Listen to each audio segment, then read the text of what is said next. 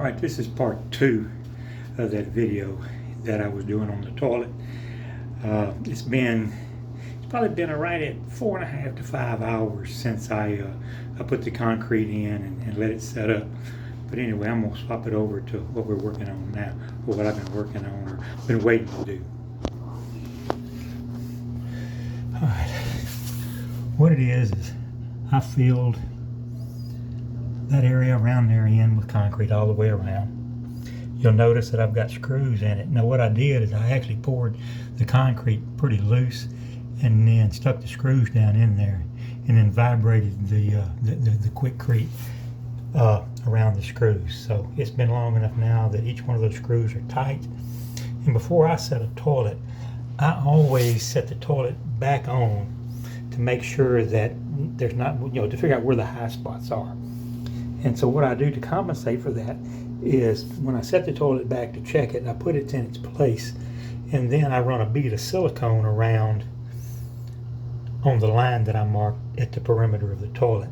Now I will wait about 30 minutes. It's not like I'm trying to glue the toilet down. I'm doing it as a cushion to keep it from rocking and not so much to glue down. So in about 30 minutes, I'll come back and I'll set the toilet. And you probably will not see that. I probably won't do that because setting the toilet is not that big a deal. But anyway, I've got it all set to go, and pretty much I hope this will help someone out when they get to a situation to where the toilet is on concrete and the flange is busted.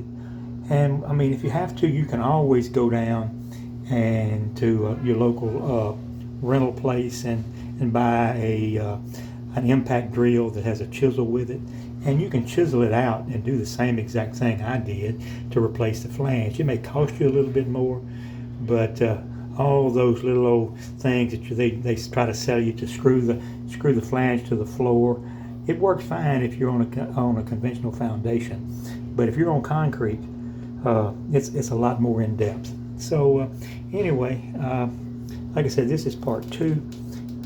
And you can see my pencil line, and I kind of got in it with my knee there. And I just run the silicone around the edge to act as a cushion. And when it skims over, I'll set it back in, and tomorrow I can come back in and I can take a razor knife and trim the excess off. And it keeps you having to use the little shims when the tile is not laid correctly and you got a high tile here and a low tile there. It actually helps it helps really well than trying to stick the little shims that you can get from the plumbing warehouse in there. But anyway, I hope you like this video. I hope it helps someone out in the future. But anyway, that's excuse the light up above. But anyway, hope this helps you out to setting a toilet. Now, if I would have this actually was at our house, and I had never had to pull this toilet before and did not know. This house is going on 30 years old, and I didn't know what the plumber had done. And being a plumber, I'm not saying the man did a shoddy job.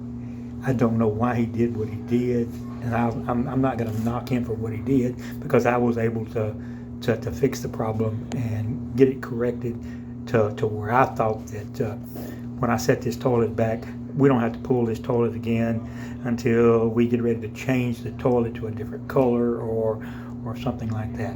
But anyway, that's what I did. Thank you so much.